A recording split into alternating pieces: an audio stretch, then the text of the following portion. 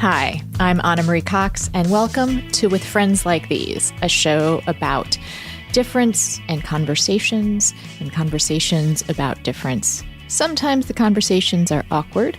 This week, they're not, in part because I know the guests pretty well. In fact, one of the guests I've known my entire life. That would be my dad, Sam Cox. He's on because I wanted to talk to Claire Cain Miller, a writer for the New York Times, about raising a feminist son, and a feminist daughter, for that matter. And I thought my dad would be a good expert on the subject, quite frankly. Not only did he raise me a feminist, but he's one of the strongest feminists I know. And he was raised at a time when, suffice to say, that wasn't a thing. But our first guest is Anil Dash. I've known Anil not quite for my entire life, but maybe for all of my online life. He has been blogging and active participant on social media since before really there was such a thing. In fact, he worked at Movable Type, which is one of the companies that basically invented blogging. They definitely invented the software that people use for blogging. And I wanted to talk to him about a few things. And in fact, we recorded a whole 30 minutes of conversation that has to do with blogging and commenting and toxicity online before we got to a subject that I didn't think that we would talk about, quite frankly, but it became, well, it's what I'm going to feature in the show. It's a conversation about Anil's choice to not retweet men.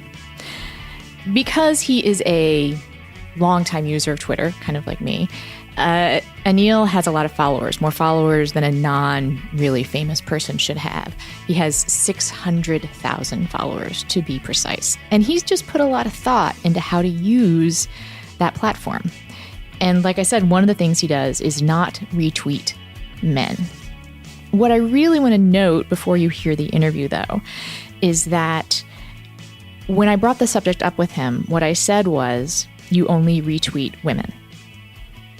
And he did not correct me, but he noted that when he started this project, he had said something similar and had to have his eyes open to the fact that, you know, we live in a non-binary gender world. Some people aren't gender binary. Some people are trans. That women was perhaps not the best description of the kinds of people he wanted to elevate in conversation. And I, caught myself too after he pointed it out.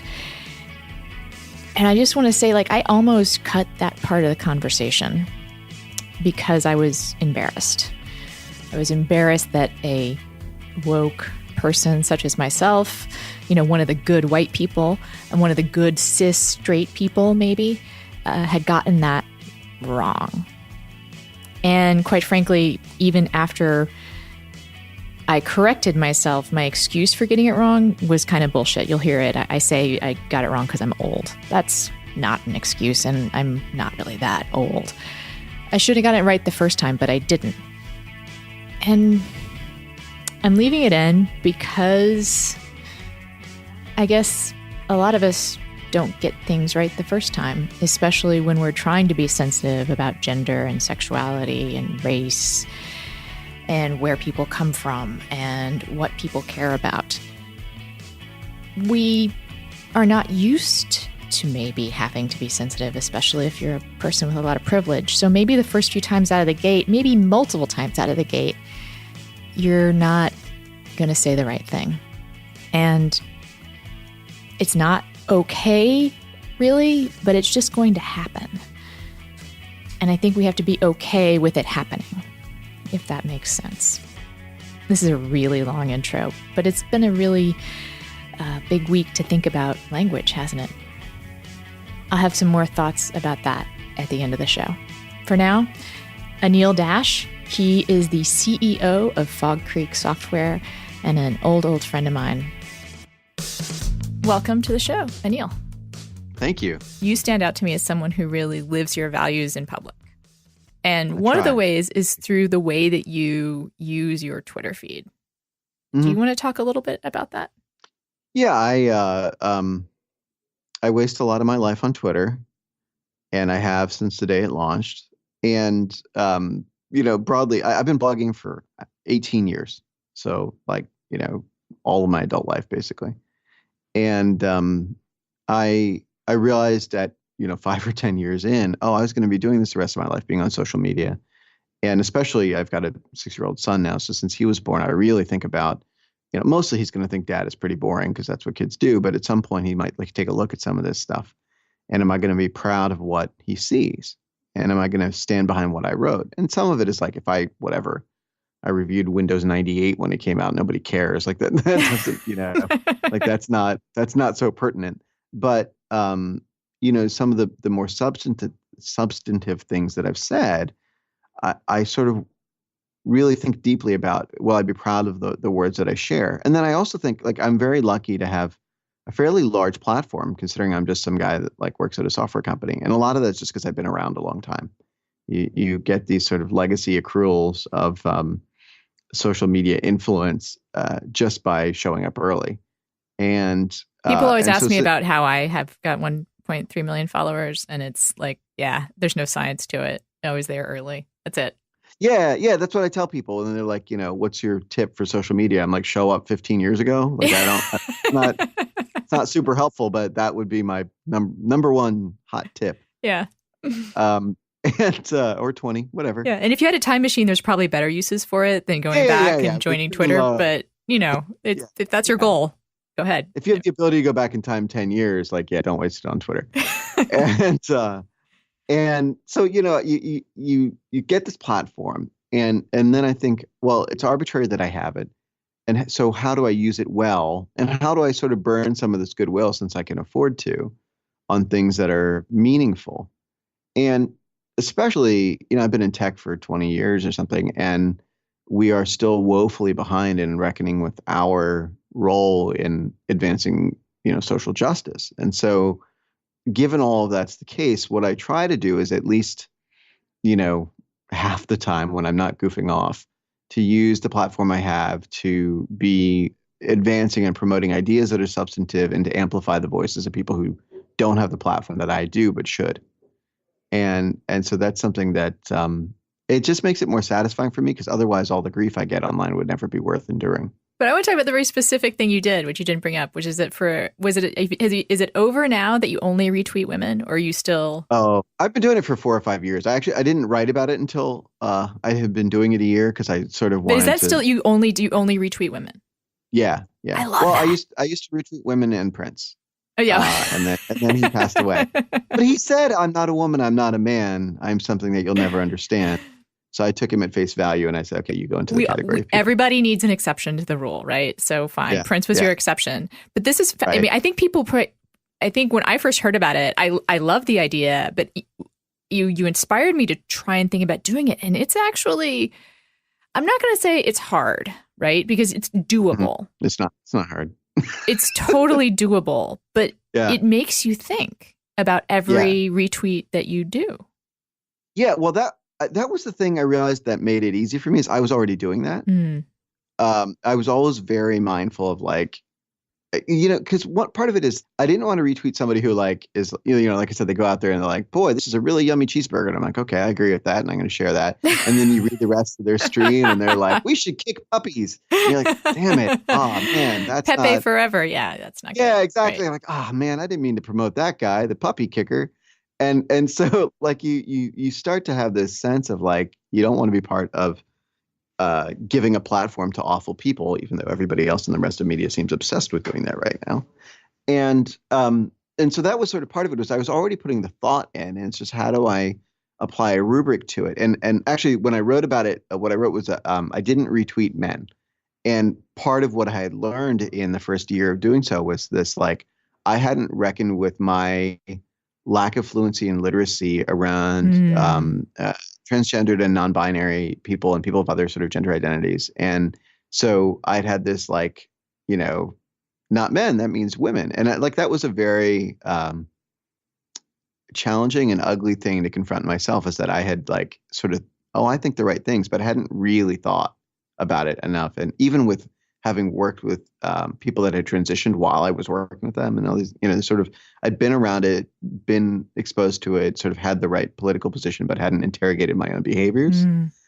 And that was really something that was very instructive. And also I was incredibly blessed. Like a lot of people who didn't identify as women took the time to educate me, and which they didn't have to do, which is very generous. And so I got to sort of get up to speed and learn more thoughtful ways to communicate and also amplify their voices. And so like this was a really powerful thing that like would not have happened if I hadn't been articulating what I was trying to do better. And you caught me on that too. And it's true. Like I also have these people in my life and also think of myself as fairly woke on the whole, there is a spectrum and not everyone's gender binary, but it is just super easy. Like, I mean, I'm going to say part of it is I'm old, but it is, once you put your values out there in public, right? Once you wrote about this, like part of the experience is to then be called on. Yeah. And I say this as a geek, as it felt very much like open source software. And I'll give you one reason this analogy is not as tortured as it seems, which is a lot of programmers, even the best programmers in the world, some of the people I've had the chance to meet working in, like, I build tools for programmers. So like I get to meet great coders, even though I'm not one. And a lot of them will tell me, and open source is this process where you make a program, you make software, and the instructions, the code that actually makes it, you share with the world in addition to the app itself. And the theory behind doing it is people will find the bugs or shortcomings in it and improve them, or they will add their own features and improve it for you. And so like it's this very collaborative thing. But these great programmers, all like across the board, 100% of them say, first time I put something out as open source, I was very nervous because people could see, the bugs that I had in my software or the errors or better ways to do the things I did. And it's this very vulnerable place. So it's like part one. And that I think everybody understands. It's sort of, variations on imposter syndrome and vulnerability and visibility and all these ideas that I think people are pretty fluent in culture.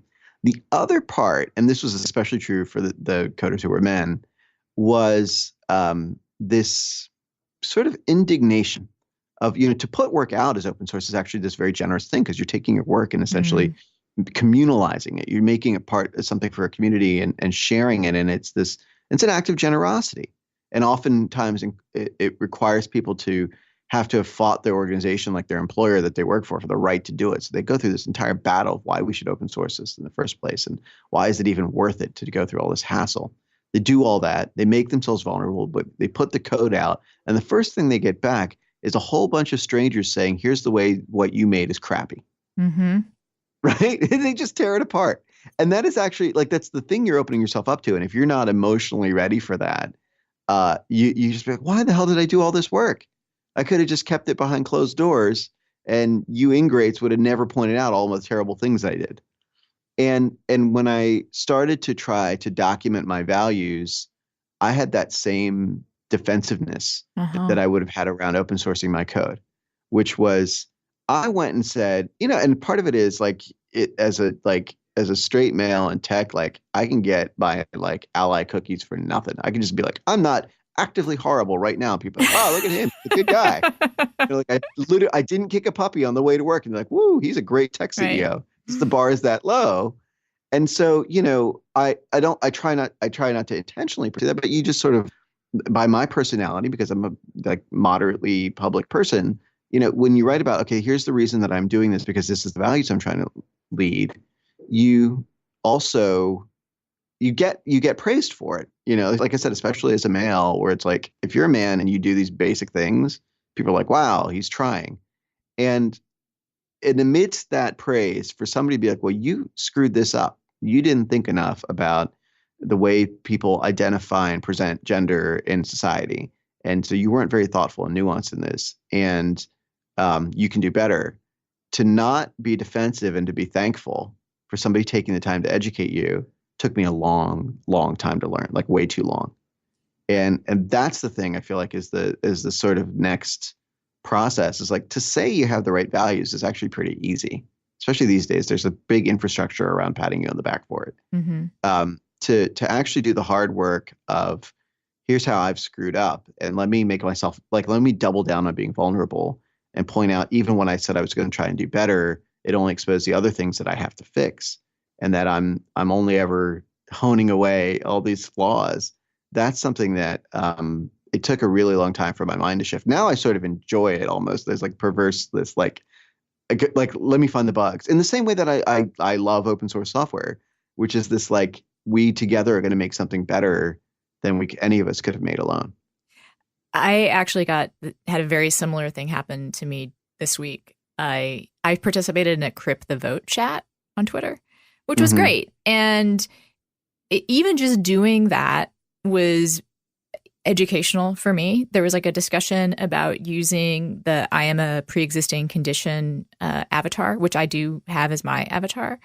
And some people who are more visibly disabled felt like people who don't have, visible disabilities or who are claiming disability through more subtle means, like have a mental, disability, like maybe shouldn't be doing that. And all of a sudden I was like, oh, wait, oh my God. It's complicated. Yeah. But then there was other people saying, no, I think it's fine. And I was like, oh, wait a minute. Maybe there's not actually a right answer here. Shit. Yeah. Like maybe I definitely have me as a somewhat privileged person, I don't get to have. I'm so used to being able to say that there's a right answer and that's the way I'm doing it. Maybe there's not actually a right answer here. I had that with like the assuming good intent. Like I was always like, oh, you gotta, you should be charitable to people, assume good intent. And so I'll try things and talk about things that I'm still learning about and be like, well, people should assume good intent. And, then I'm like, coming from the perspective of people on the margins, that they see a tech CEO who lives in Manhattan and is like buddy with media people on Twitter talking about some issue. Why would they assume good intent? That's right. They have every reason not to. And so to not be like, well, how dare you not know that I know things are, that I'm on the side of good and justice. It's like, why would you assume so? Like, there's no reason to indicate that. Don't you know I'm down with your struggle? Yeah. You're listening to With Friends Like These with Anna Marie Cox. You heard me talk last week about Upside.com. This week, I actually used Upside.com. I am going to Washington, D.C. in a couple weeks. No live show, sorry to say, but I will keep you updated on my guests for that week, looking into some like very DC-ish people. Anyway, I needed to go to DC, so I used Upside, and I plugged in at the times I needed to go, the class of fare that I wanted to take, and in less than a minute, I would say, I got a bunch of choices on United and American Airlines and a bunch of hotels to stay at. It saved me almost $100, and I got a $100 gift certificate. Also, on top of that, they showed me other options. Once I said what I wanted to do, they showed me other options that might have been cheaper because of the time of day or maybe a hotel down the street. Never really seen a site that worked quite this way. It's like having a travel agent, but one that really shows you the true cost of things, which not all travel agents do. And so, you guys try it. It is perfect for business travel. It's probably perfect for other kinds of travel too.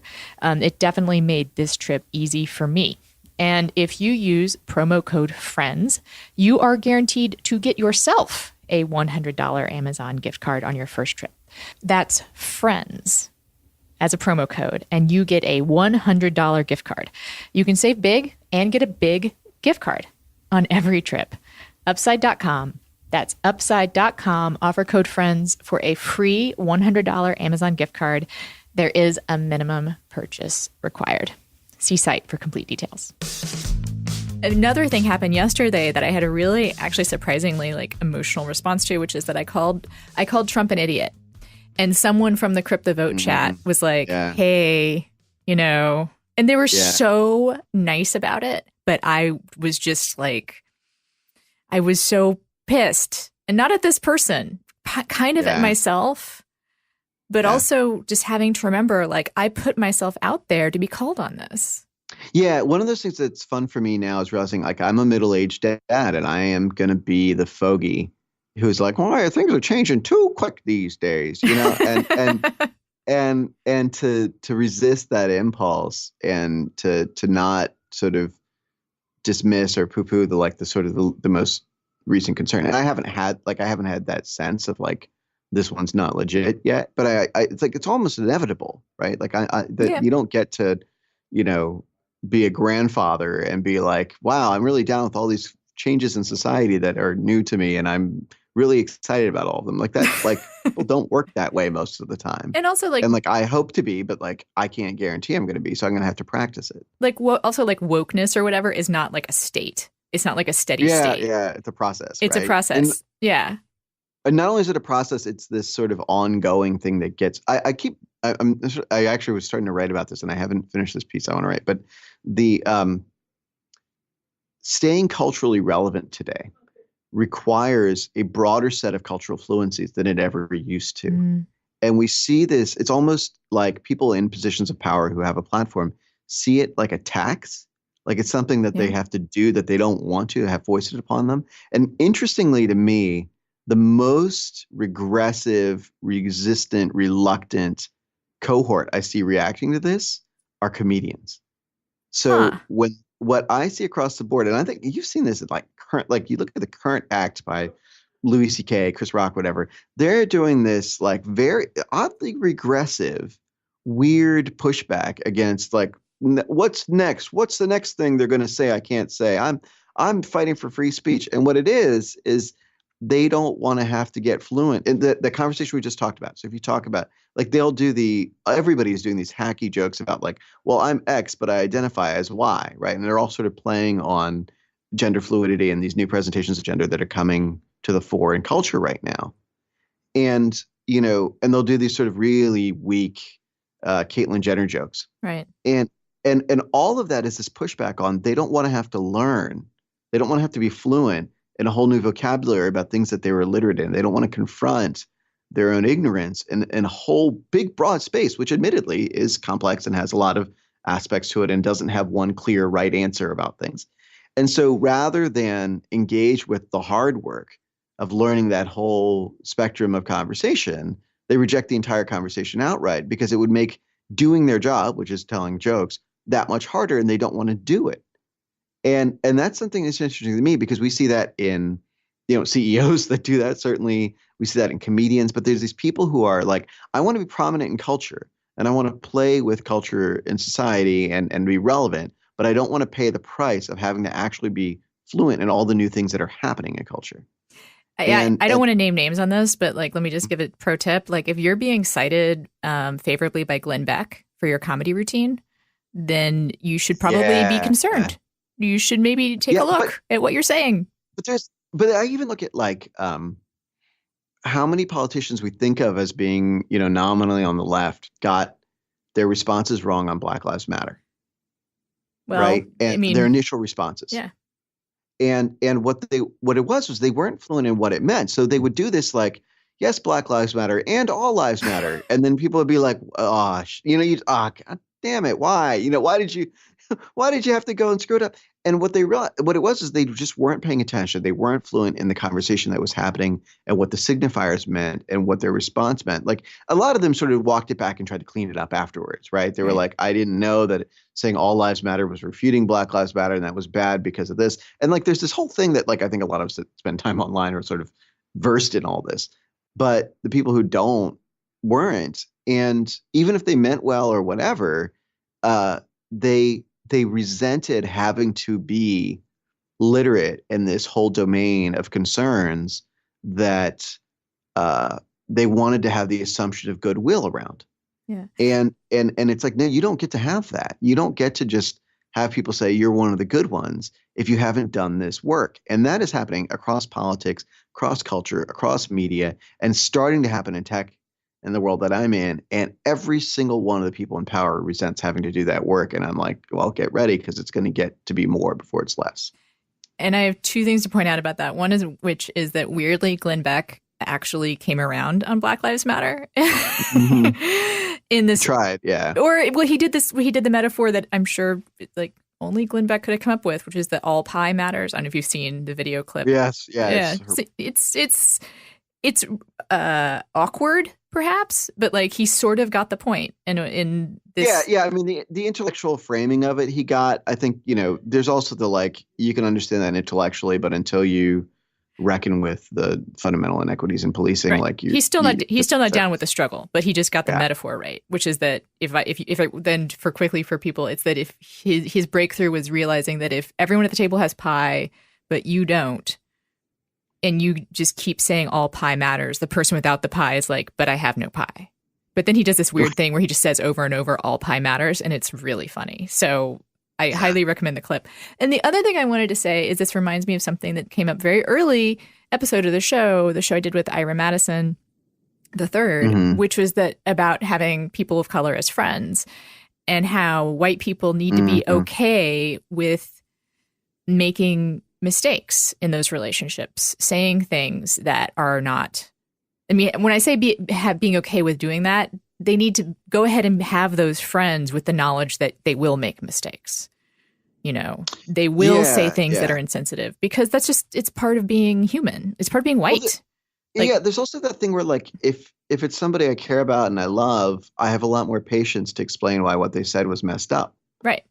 And the like, whatever. I mean, people I've been friends with my whole life that still will do the like, bad Indian jokes or the like the little like fake accent stuff, and I just be like, it doesn't mean I don't love you, but here's the reason I'm not going to laugh at that, and probably nobody who's South Asian is going to laugh at that, and just sort of walk them through it. And like if we have a relationship, I'll explain that. If somebody but people come at me with that like as strangers online, and I'm like, you're gonna get blasted. Like I'm like, no, I don't have any patience for this because I don't have to. And part of it too is for me, it's a very deliberate political thing of trying to know my power, right? If we do say I have a position of a platform of privilege where I'm like I said, I work in tech and I have the position and title of a CEO and all these other things. I want to sort of own that and say, like, if you come at me with some, apu, like I'm not indulging it. Like I'm not going to be like, I'm going to try and instruct you and blah, blah, blah. Like you're going to get both barrels and you're going to get blocked because I don't have to put up with it. I don't have the time to put up with it. And I don't mind making an example out of you. And like that was a recent thing for me to sort of be that secure in where I stand. But also it was a matter of really what feels these days like survival. Like I think for my emotional well-being, and also in a time when, Indian American people are being killed in the street by white supremacists, like to be that indulgent of people, that are being deliberately ignorant. So certainly I'm not inclined to do anymore. What I mean about the friends and being okay with being wrong or being okay with making mistakes around sensitive issues is that I do think that for some white people, they perhaps subconsciously resist like intimate friendships with people of color or people who are in vulnerable communities because they're afraid that they're going to say something wrong. That's interesting. I mean, I think that's true. I think I have less of that because for the most part, white people who haven't really interrogated race in America try to see Indian American people as being white. And in fact, I've had people object when I talk about being a person of color. I've had white people object and be like, well, you're not really a person of color. Like you're just Indian, And like I literally can't even count the number of times I've had that because they're like, well, black people are really people of color, but like you're not. And it's this sort of like I'm like, listen, if the white supremacists are coming for us, like we count. And so there's this interesting thing where like, and also it's sort of this was more true when I was growing up. I grew up in a overwhelmingly white area in rural Pennsylvania. The granting of whiteness was something I was supposed to greet graciously. Like it was a gift I was given. It's like, well, we don't count you. You're okay. You're one of us. And I'm like, it's not something I aspire to. Like, I'm very happy to be me. and so that was always something where as a kid, I didn't have a vocabulary for it. And I would see people using sort of like racial slurs for other groups. And they'd be like, you're okay with that, right? And be like, no, like that just reveals to me what you say when I'm not in the room. Like it was a very clarifying education at a very young age. Well, you've given me a way to end the conversation because we're going to usher you out of the room, but I promise not to talk about you. I appreciate that. Thank you so much for joining us, Anil. Oh, I'm so glad to be here. Thank you for having me on. You're listening to With Friends Like These with Anna Marie Cox. Ring's mission is to make neighborhoods safer. Today, over 1 million people are using the amazing Ring video doorbell to help protect their homes. Ring knows that home security begins at the front door, but it doesn't end there. So now they're extending that same level of security to the rest of your home with the Ring Floodlight Cam. Just like Ring's amazing doorbell, the Floodlight Cam is a motion-activated camera and a floodlight that connects right to your phone with HD video and two-way audio that lets you know the moment anyone steps on your property and illuminates them, obviously. See and speak to visitors, even set off the alarm right from your phone. And with the Floodlight Cam, when things go bump in the night, you will immediately know what it is. Whether you're away from home or not, the Ring Floodlight Cam lets you keep an eye on your home from anywhere. Ring Floodlight offers the ultimate in-home security with high visibility floodlights and a powerful HD camera that puts security in your hands. With Ring, you are always home. Save up to $150 off of a Ring security kit when you go to ring.com/friends. Again, that's ring.com/friends for $150 off a Ring security kit. ring.com/friends. So, welcome to the show, both of you. I'm talking to Claire Kane Miller, who is a writer for The Upshot at the New York Times, who covers gender and the future of work. And also on the line is my dad, Sam Cox. Hi, Dad. Hello.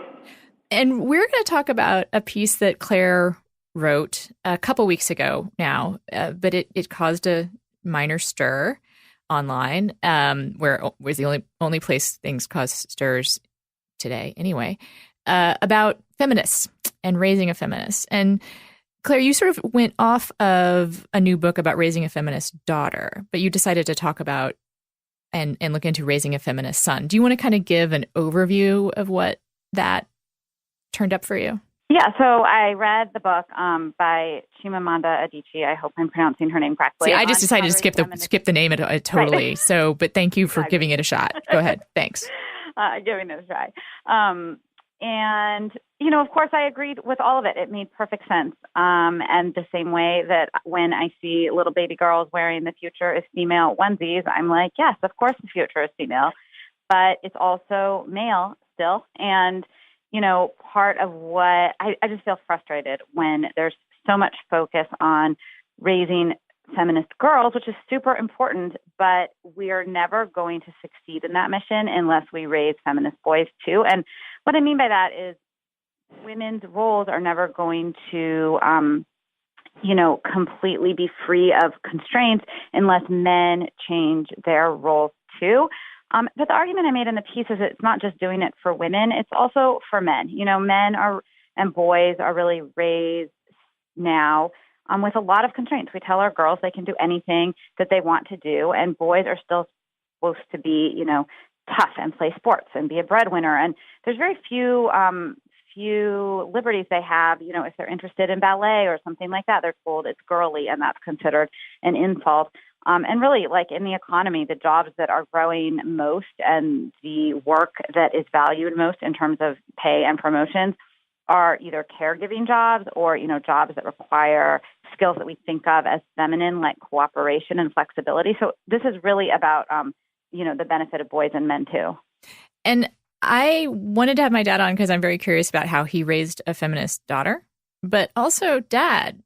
Well, Claire and I were chatting before you came on, and she realized, like, a question that we both have for you is, how did you get to be a feminist? Because you were not raised. I know a little bit about my grandparents, and I'm looking at her, article, and I don't think they followed these guidelines when they raised you.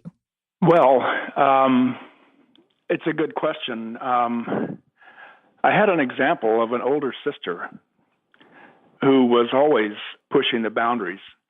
There's things she wanted to do. She wanted to be a leader of her class when usually the boys were leaders. but she succeeded. She liked sports, played varsity basketball. Lots of other girls did too, but it was just, she just had an array of talents, and she was forceful about exerting them. She wanted to be equal in the family too. It wasn't just in her social activities that she competed with boys. So I don't know. I had an example growing up of, a young woman that wanted to be everything. My parents, they were quiet politically because we grew up in the military and were taught that we weren't supposed to speak out about politics. But when my dad retired from the Army, it was clear that they were Democrats. And we were more or less raised as Democrats. We were not Southern Democrats. My parents were very pro-civil rights, and it's difficult to do in the 50s and 60s. They weren't demonstrators, but at home, they told us that, that they supported civil rights, and we should too. And Claire, does that kind of resonate with some of what you found? Sure, absolutely. That's a really interesting way to think about it, because a lot of the people that I talked to said, it helps for boys to have little siblings, babies that they can take care of so that they learn that caregiving side of themselves, and that it helps for them to have, strong female role models, either as parents or, in their lives. I hadn't thought of it exactly as having older sisters, but that makes perfect sense, because that is that sort of strong female role model, and also a demonstration, it sounds like, of doing a lot of things, of playing a lot of roles, which teaches boys, we can play a lot of roles. I mean, one of the things people say is it's important for parents to share the work, like the work at home, the cooking and cleaning and all that, and also the breadwinning. And, not just to say that men and women have to follow these certain roles, but to actually show it. By doing it, actions speak louder than words with kids. And it sounds like you, with your older sister, saw a lot of that stuff.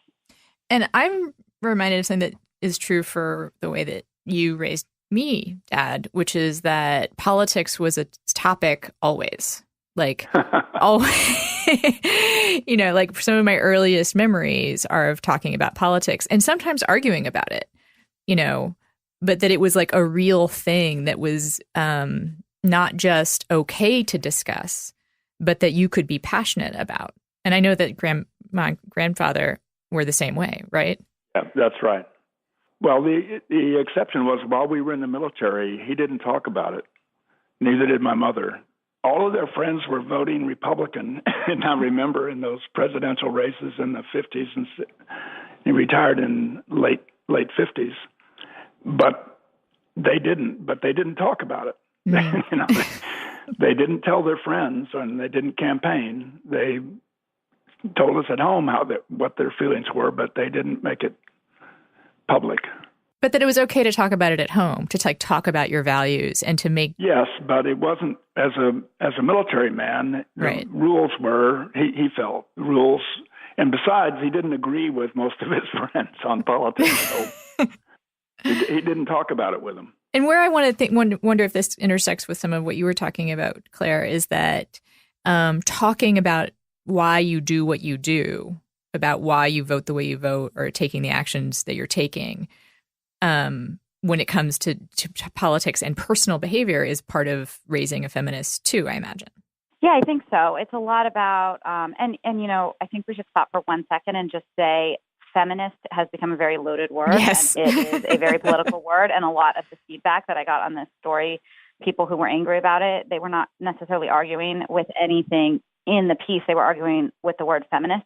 The way I defined it is someone who believes in the full equality of men and women. I was not trying to make it more loaded or political than that, but I realized even that is a political statement.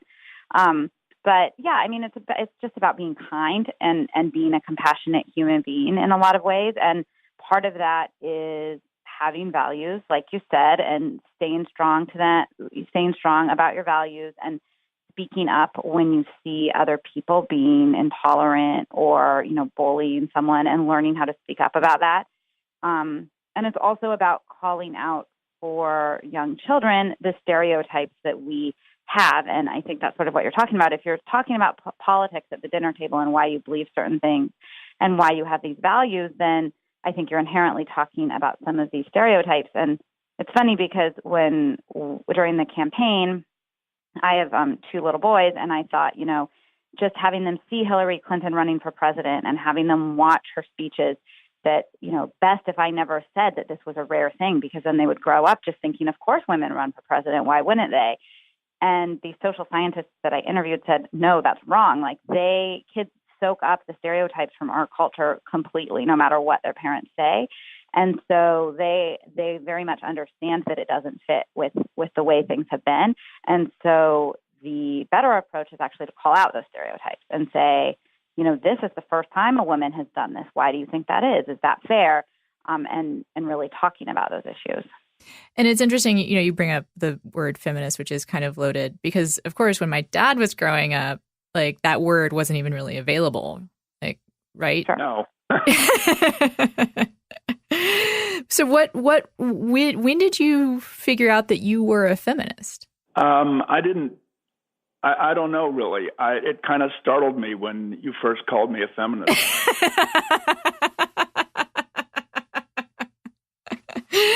You totally are. Well, I just want you to know that. Like, it's funny that you didn't realize it, but I can tell you why you're a feminist. Like, in part, it's because the way you raised me.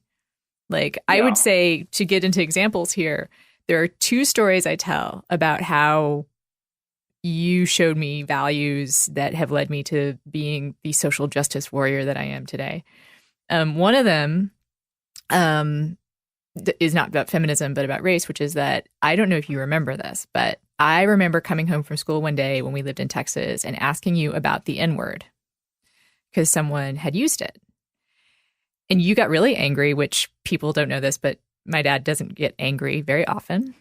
And you explained it was a bad word. You explained why it was a bad word. And you told me not to use it. And then you said, and if anyone uses it in front of you, you tell somebody and you tell that person not to use it in front of you. Yeah, I kind of remember that. Yeah. Which, Claire, you can probably speak to this from when you research. Like, that, I feel like, is a step that maybe some parents don't take. It's an extra step, right? Yeah, and it's asking for confrontation that's hard, but that is, one of the most important things to teach children to do if they are going to go out into the world and, fight for equality for their own and for that of other people. You're listening to With Friends Like These with Anna Marie Cox. If you follow me on Instagram, you know I am actually a little bit of a camera hound in addition to tweeting all the time. And you may also know that I took a ton of pictures this last year during the election. I was, fortunate enough to have a front seat at one of the most consequential elections of my generation, perhaps American history. And I took a bunch of pictures and they've just sort of sat there on Instagram until now. I have been using FrameBridge. FrameBridge does online framing, direct from Instagram if you want to. They have a frame for every style, from clean and classic to something more eclectic. I've been using clean and classic myself. They use premium real wood moldings and acid-free matte boards and foam boards, and their acrylic glazing will never shatter, and it protects your piece from harmful UV rays. And they'll consult with you if you want, or you can just do it all yourself. They actually also consult with gallery walls if you're trying to do one of those, like all over Pinterest, they have them. I'm thinking about that, but we don't have a lot of wall space in the house, so I'm kind of doing things one at a time, and you can do it that way at FrameBridge. The expert team at FrameBridge will custom frame your item in days, not weeks or months, and then deliver your finished piece directly to your door, ready to hang. And it's easy to use, like I said. Go to framebridge.com, choose the frame, or let the designers help you. Upload your photo from your computer or, like I said, directly from Instagram, and review your photo online in the frame you choose. If you can't upload your photo or art, you can also mail it in for free. And I'm actually thinking of sending in some cross stitches I've done. If that happens, I will let you guys know how it turns out. I'm pretty confident it'll be cool, but I will let you know. Instead of the hundreds you'd pay at a framing store, their prices start at $39 and all shipping is free. Plus, my listeners get an additional 15% off their first order at Framebridge when you use code FRIENDS. Get started framing your photos or art. Perhaps some pictures of kitties or puppies. I've certainly been needing those lately. Go to framebridge.com and use promo code FRIENDS. You'll save an additional 15% off your first order. Framebridge.com, promo code FRIENDS. Again, that's framebridge.com, promo code FRIENDS. The other thing I remember, and I know you remember this because you've talked about it, but it was in high school, you told me to keep track of math class when who my teacher called on. Because I think you had just read some study about women not being treated fairly in math classes. Yes.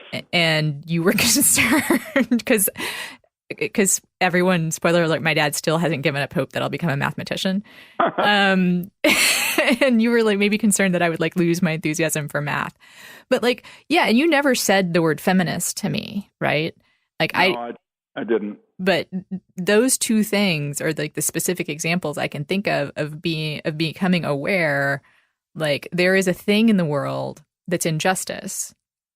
And not only does it exists in these systematic ways, and it's part of my responsibility as a human being to say something about it. Yeah. So, and I also knew you're a feminist because you did call me once. Well, you voted for Shirley Chisholm. That's actually, I think that right there is on your feminist resume. Yeah, I remember that. And that's old school. Like I tell my woke friends about you voting for Shirley Chisholm, and they're pretty impressed.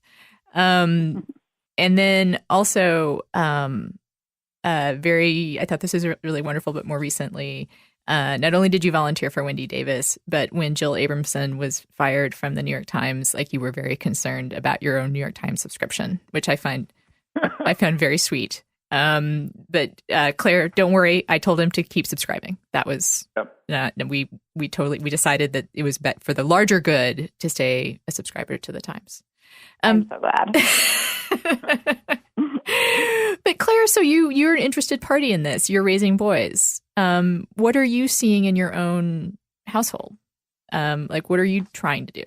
So it's really, I mean, I was terrified when I found out I was having boys. I just assumed I would have girls. And, you know, of course I'd have girls. And then I was having boys and, you know, people said to me, oh, I know you wanted someone to get your nails done with, to go shopping with. I'm like, no, that's not it. It's that I wanted to raise a feminist.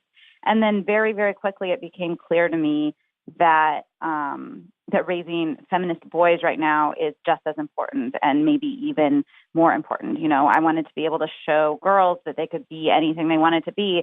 But I think, you know, for the work we're talking about, equality, that doing it with boys is even more important. And it's hard to know how, you know, when you're in thick of parenting, it's like sort of minute by minute battles. And I have no idea if my overarching goals are succeeding. I think you just kind of have to hope. I'm finding parenting to be not something you can totally plan for. But, you know, my oldest is 5 and his favorite color is pink and always has been. And he loves rainbows and making friendship bracelets. And he has long hair and he wants to keep it that way. And he likes to paint his nails. And he knows he's a boy and he has friends who are boys. And he talks about, you know, how he's a boy and that all fits with what, his conception of being a boy and being whoever you want to be is. And I think, you know, if he can carry that confidence into elementary school, that will be wonderful. And I want to be clear. I'm not saying we need to raise boys to be girls. I'm not saying all boys should have feminine pursuits. My argument in this piece was boys should be able to pursue what they're passionate about. And, you know, my oldest boy just doesn't happen to be passionate about ball sports. He happens to be passionate about art and rainbows. And, you know, to me, that's wonderful and that's fine because it means he's pursuing his passions. I'm not saying everyone should say that boys' favorite color should be pink. I'm just saying that if it is, that's okay. And, you know, I'm glad that he's confident enough to be that way. I think part of it has to do with his preschool. It's funny because, you know, they have a thing like where you can wear whatever you want as long as you can get yourself in and out of it. and as long as, it keeps you the right temperature. And the other day they were talking about dresses, or at home we were talking about, it came up about a boy wearing a dress. I think there was a book, I don't remember what it's called, about a boy who wears a dress. And he said, I don't wear dresses because I don't choose to, but, boys can wear dresses. I just don't choose to. And I'm like, that's awesome. That's exactly right. Dad, do you have any advice from your personal experience for Claire about raising her boys? I think she's doing the right thing. I admire that. I think what she says just sounds exactly right to me. So I back her 100%. And you know what? Like, that's actually probably the most powerful thing you ever said to me, too. You back me 100%. And I think that's what every child who wants to work for justice in the world, like, needs to know, right? Like, whatever you do, like, we back you 100%. Yeah. So that's a good note to end on. Thank you both. Dad, I love you. I love you too. It's a pleasure to be on with you. I appreciate your calling me. I love you too. All right. Happy Father's Day. Bye-bye. Bye-bye. And that's it for the show. Thank you for making it to the end. As usual, if you enjoyed it, please head to iTunes or wherever it is you get your podcasts and write a review or leave a rating, both if you can. A rating is great. Reviews are even better. If you are interested in corresponding with any of the people on the show, Anil, of course, is on Twitter. He is at Anil Dash, at ANILDASH. Claire Kane Miller is at Claire CM. That's CLAIRECM. My dad is also on Twitter. He is at Sam Cox. He tweets a lot about actuarial science, Texas Christian University football, and liberal politics. So if that is some mixture of things that you like, you will enjoy his Twitter feed. And of course, you should follow the show. We are at crooked_friends. If you have something to say that does not fit into 140 characters, please email us at withfriendslikepod@gmail.com. Again, that's withfriendslikepod@gmail.com. We are also always looking for good questions and experiences to share with our listeners. So send those if you have them. Really, feedback of any kind. And I say that knowing not all feedback is good. But that's okay, because we don't always get things right the first time, right? I said I was going to say something about language. So here is what I want to say. Words matter. And violent rhetoric matters. It's easy, if you're a person on the left, to resent the way that people on the right are at the moment pointing fingers and shouting and dredging up old clips to show that violent rhetoric exists on our side too. But here's the thing. If we want conservatives to learn to respect people's chosen pronouns and identities, I think we have to take responsibility when our rhetoric about politics in general gets out of hand. So as uncomfortable as it is, I'm happy to admit that, you know what, maybe I've gotten carried away too. Maybe some of our leadership has gotten carried away. Of course, Kathy Griffin got carried away. And I denounce those things, and I apologize for the times that I've done it. And what I hope is that our friends on the right will take a look at themselves, perhaps even a look at their president. Because, yeah, you're right. Words matter. The president's words probably matter a lot.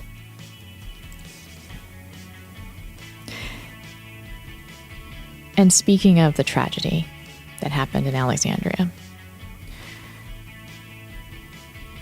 I want to leave you with two more words.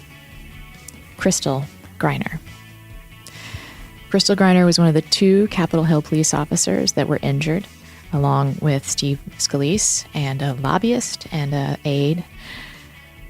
She is a Black, married lesbian, a former basketball star, who, when the bullets started coming, ran towards them. She was visited in the hospital by her wife, who was there when the president and his wife came by. Sort of wish I'd been a fly on the wall in that room. But you know what? I bet Crystal Griner's wife was gracious as fuck.